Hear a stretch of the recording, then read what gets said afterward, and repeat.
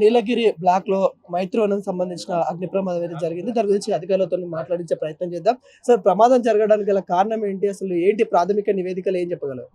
ప్రమాదం జరగడానికి కారణం ప్రాథమికంగా మనకు తెలిసింది 10:15, 10:30 మధ్యలో ఈ నీలగిరి బ్లాక్లో అమీర్పేట మెట్రో పక్కన ఉంటుంది. ఇది కొంచెం బిజీ సెంటరు.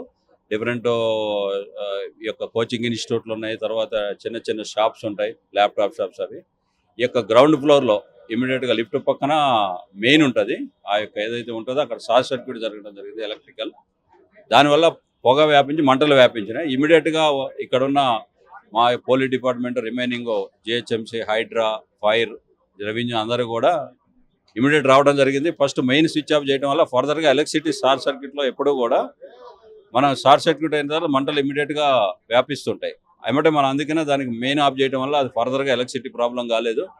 ఈలో ఫైర్ వాళ్ళు కూడా వచ్చి మంటలను కంట్రోల్ చేయడం జరిగింది. పొగ బాగా వ్యాపించింది. ఈ పొగను కూడా ఏమంటే పొగ తగ్గేటట్టు చూసి ఉన్న వాళ్ళని కూడా కొంతమందిని మెట్ల ద్వారా 150 మెంబర్స్ ఉండే మెట్ల ద్వారా, అదేవిధంగా నిచ్చెనలు వేసి అందరినీ కూడా రెస్క్యూ చేయడం జరిగింది.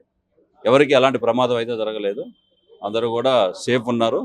ఇట్లాంటి బిల్డింగ్లో జరిగినప్పుడు ప్యానిక్ కాకుండా మనం జాగ్రత్త కోఆర్డినేట్ చేసుకుంటే ఎలాంటి ఇష్యూ జరగకుండా ఉంటుంది. అంటే వచ్చే సమ్మర్ సార్, ఇక్కడ చూసుకున్నట్లయితే చాలా వరకు బ్యానర్స్ అనేది అత్యధికంగా అనిపిస్తా ఉన్నాయి. చిన్న చిన్న ఇరుకిరుకు రూమ్లలో కూడా ఇన్స్టులు ఉన్నాయి. వీటిపైన ఏమైనా చర్యలు తీసుకోబోతా ఉన్నారు? ఎందుకంటే ఇది ఒక ప్రాథమిక సూచనగా మనం ఒక హెచ్చరికగా తీసుకోవచ్చు. వీటిపైన ఏమైనా చర్యలు తీసుకునే అవకాశాలు కనిపిస్తున్నాయి? అన్ని డిపార్ట్మెంట్లు కోఆర్డినేట్ చేసి ఈ యొక్క బిల్డింగ్లో ఉన్న వాళ్ళతో కూడా ఒక మీటింగ్ ఏర్పాటు చేసి వాళ్ళు ఫర్దర్గా వచ్చేది సమ్మర్, అదేవిధంగా ఫైర్ యాక్సిడెంట్ కాకుండా ఏం చేయాలనేది కూడా అన్ని డిపార్ట్మెంట్లు కోఆర్డినేట్ చేసి ఏం చేయాలనేది కూడా తదుపరి చర్యలు తీసుకోవడం జరుగుతుంది.